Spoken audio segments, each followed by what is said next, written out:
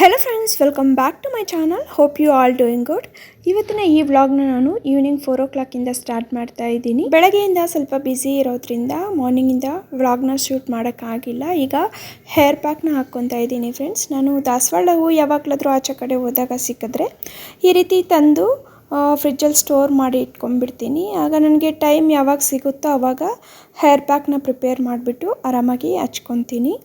ಈ ಹೇರ್ ಪ್ಯಾಕ್ಗೆ ನಾನು ಕೆಂಪು ದಾಸವಾಳ ಹೂವನ್ನು ತಗೊಂಡಿದ್ದೀನಿ, ಹಾಗೆಯೇ ಬಿಳಿ ದಾಸವಾಳ ಹೂವನ್ನು ತಗೊಂಡಿದ್ದೀನಿ, ಚಿಕ್ಕ ಈರುಳ್ಳಿನ ತಗೊಂಡಿದ್ದೀನಿ, ಕರಿಬೇವಿನ ಸೊಪ್ಪನ್ನು ತಗೊಂಡಿದ್ದೀನಿ, ಒಂದು 4 ರೆಂಬೆಯಷ್ಟು ಫ್ರೆಶ್ ಆಗಿರೋವಂಥದ್ದು.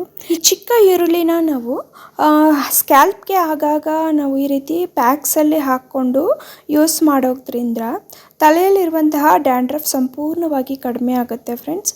ಒಂದು 2-3 ಸಲ ಯೂಸ್ ಮಾಡಿದ್ರೆ ಸಾಕು, ಅದು ನಮಗೆ ಲೈಫ್ ಟೈಮ್ ಆಗಿ ಡ್ಯಾಂಡ್ರಫ್ ಬರೋದೇ ಇಲ್ಲ. ನಂತರ ಒಂದು 100 ml ಅಷ್ಟು ಗಟ್ಟಿ ಮೊಸರನ್ನು ತಗೊಂಡಿದ್ದೀನಿ. ಇವೆಲ್ಲನ ಸೇರಿಸ್ಬಿಟ್ಟು ಈಗ ಮಿಕ್ಸಿ ಜಾರಲ್ಲಿ ಸಾಫ್ಟ್ ಪೇಸ್ಟಾಗಿ ಪ್ರಿಪೇರ್ ಮಾಡ್ಕೊಂಡ್ಬಿಟ್ಟು ತಲೆಗೆ ಹಚ್ಕೊಂಡ್ಬಿಡೋದೆ.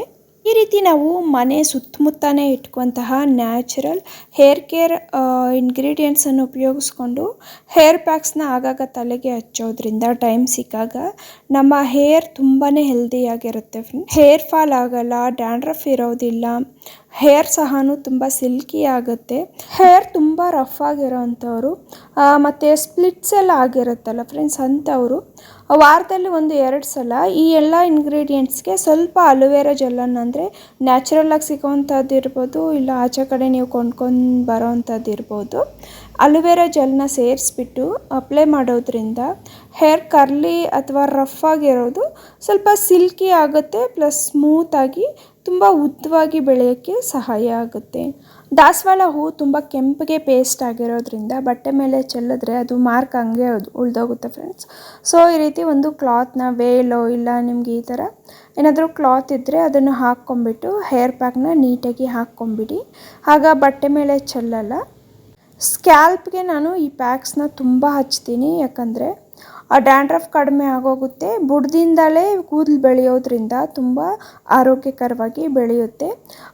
ಫಸ್ಟು ಸ್ಕ್ಯಾಲ್ಪ್ಗೆ ಈ ರೀತಿ ನೀಟಾಗಿ ಕವರ್ ಮಾಡಿಬಿಟ್ಟು ಪಾರ್ಟಿಷನ್ಸ್ ತೆಗೆದ್ಬಿಟ್ಟು ನಂತರ ಉಳಿದಿದ್ದೆಲ್ಲವನ್ನು ನಾನು ಉದ್ದ ಕೂದಲಿಗೆ ಹಚ್ಕೊಂಡ್ಬಿಡ್ತೀನಿ.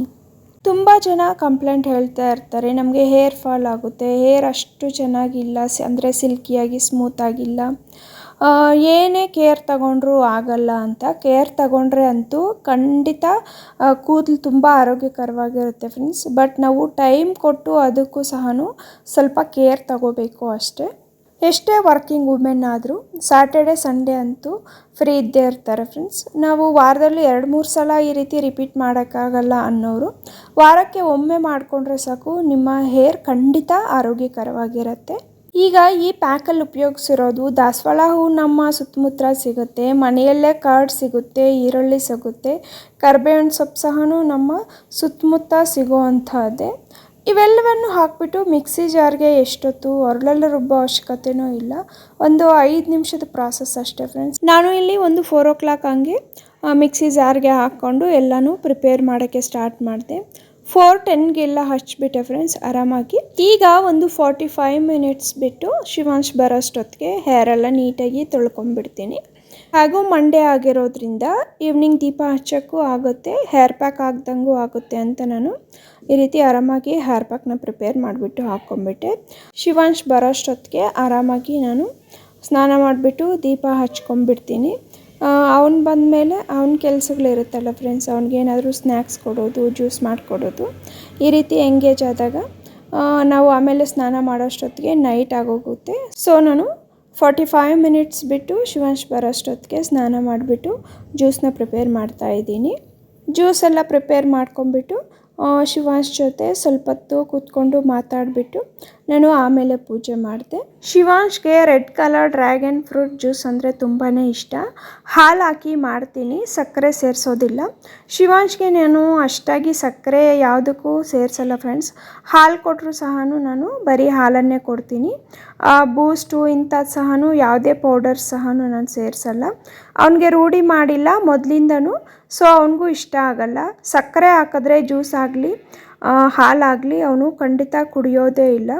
ಒಂದು 2 ಸಿಪ್ಪು ಕುಡಿದ್ಬಿಟ್ಟು ನನಗೆ ಬೇಡ ಅಂದ್ಬಿಡ್ತಾನೆ. ಸ್ವೀಟ್ ಸಹನೂ ತಿನ್ನೋದೇ ಇಲ್ಲ. ಇಷ್ಟ ಫ್ರೆಂಡ್ಸ್, ಈ ವ್ಲಾಗ್ನ ಇಲ್ಲಿಗೆ ಎಂಡ್ ಮಾಡ್ತಾ ಇದ್ದೀನಿ. ಹೋಪ್ ಈ ವಿಡಿಯೋ ನಿಮಗೆ ಇಷ್ಟ ಆಗಿದೆ ಅಂದ್ಕೊತೀನಿ. ಇಷ್ಟ ಆಗಿದ್ರೆ ಪ್ಲೀಸ್ ಒಂದು ಲೈಕ್ ಕೊಡಿ. ಹಾಗೆಯೇ ನಿಮ್ಮ ಫ್ರೆಂಡ್ಸ್ ಹಾಗೆ ಫ್ಯಾಮಿಲಿ ಮೆಂಬರ್ಸ್ ಜೊತೆ ಶೇರ್ ಮಾಡ್ಕೊಳ್ಳಿ. ಮತ್ತೊಂದು ಬ್ಯೂಟಿಫುಲ್ ವ್ಲಾಗ್ ಜೊತೆ ಮತ್ತೆ ಭೇಟಿ ಆಗೋಣ. ಅಲ್ಲಿವರೆಗೂ always keep smiling, stay healthy and stay happy. ಇವತ್ತಿನ ಈ ವಿಡಿಯೋ ನೋಡಿದಂತಹ ತಮ್ಮೆಲ್ಲರಿಗೂ ಹೃದಯಪೂರ್ವಕ ಧನ್ಯವಾದಗಳು.